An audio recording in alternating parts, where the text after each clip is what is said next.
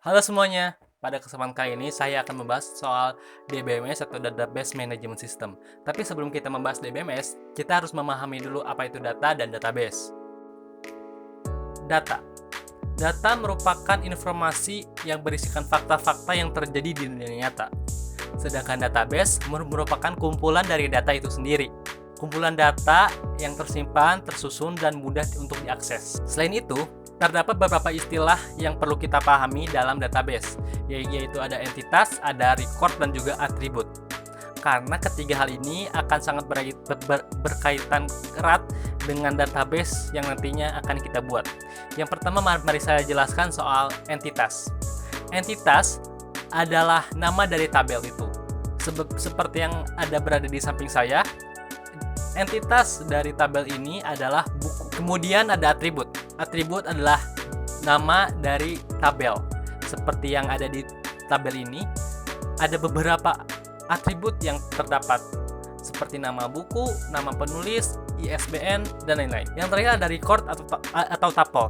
Record adalah isi dari atribut itu sendiri. Jadi kalau di sini dalam kolom atau atribut nama penulis ada penulis yang bernama J.K. Rowling. Nah, record inilah yang disebut data. Namun, dengan adanya database, semua data ini tersusun dengan rapi. Dalam database management system akan terdapat banyak sekali entitas, yang nantinya banyak entitas ini akan saling terhubung satu sama lain. Setelah memahami apa itu data dan database, mari saya lanjutkan dengan memperkenalkan apa itu database management system. DBMS atau database management system adalah software untuk mengelola data yang ada dalam database. Software populer yang menggunakan DBMS seperti misalnya MySQL, SQL Server, dan juga Oracle, dan masih banyak lagi sebenarnya. Seperti yang sudah saya sebutkan sebelumnya, di dalam DBMS terdapat dua atau lebih entitas yang akan saling terhubung satu sama lain. Seperti contoh tabel yang ada di samping saya ini. Dalam tabel peminjam, dalam tabel buku, dan detail peminjaman, ketiga tabel ini akan terhubung satu sama lain, yang ditandai dengan skema relasi. Apa sih skema relasi ini? Secara singkat, skema relasi ini adalah penghubung antara satu entitas dengan entitas lain. Biasanya didefinisikan sebagai garis-garis yang akan saya tampilkan di samping ini. Yang pertama ada garis many, yang kedua ada one, dan juga zero.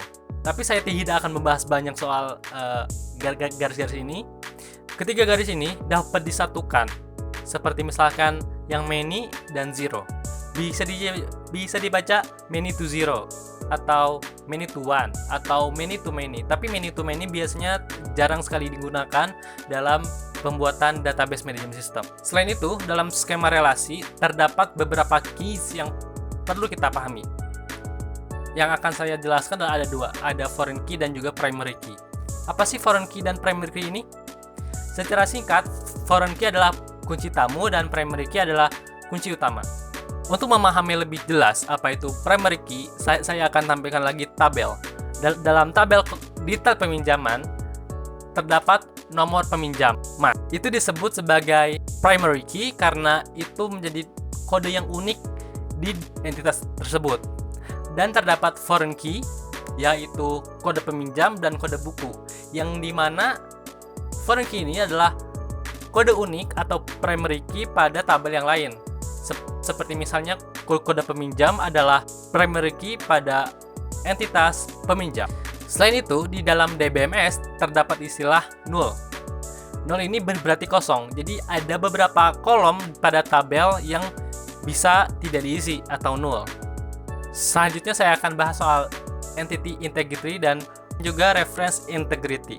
Entity integrity adalah suatu baris pada data yang terdapat pada entitas yang memiliki kode unik atau tidak null, yang dimana fungsinya untuk membedakan antara satu baris dengan baris yang lainnya.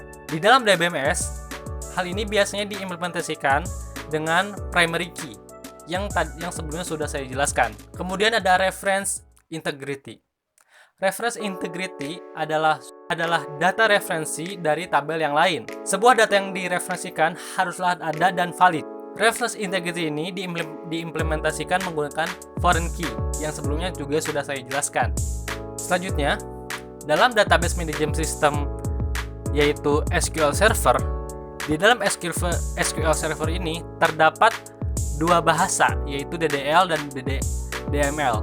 DDL merupakan Data Definition Language dan Data Manipulation Language. Apa sih bedanya? DDL merupakan pernyataan pada SQL Server untuk membuat database atau tabel. DDL memungkinkan kita untuk membuat, mengubah, bahkan menghapus database yang telah kita buat. Beberapa pernyataan yang populer pada DDL ini seperti create, alter, dan drop. Secara singkat, create adalah kode untuk membuat database, alter adalah untuk mengedit databasenya seperti tipe datanya, dan drop adalah untuk menghapus database itu sendiri. Yang terakhir ada DML atau Data Manipulation Language. Data Manipulation Language adalah suatu pernyataan dalam SQL untuk memanipulasi data dalam sebuah tabel atau database. Berbeda dengan sebelumnya yang membuat yang ini untuk memanipulasi aja. DML ini memungkinkan untuk menambahkan, memperbaharui, menghapus, dan mengambil data pada database. Beberapa pernyataan yang populer pada SQL Server antara lain select, insert, dan juga update. Secara singkat, select merupakan perintah untuk mengambil suatu data dari satu tabel atau dari tabel yang lainnya. Sedangkan insert adalah perintah untuk menyisipkan data baru ke dalam tabel. Dan yang terakhir ada update, yaitu untuk menambahkan atau memperbaharui data yang terdapat pada tabel yang kita buat. Mungkin sekian saja video penjelasan tentang DBMS atau Database Management System dari saya. Sekian dan terima kasih. Mantap. Ini error guys, muter-muter, maaf ya.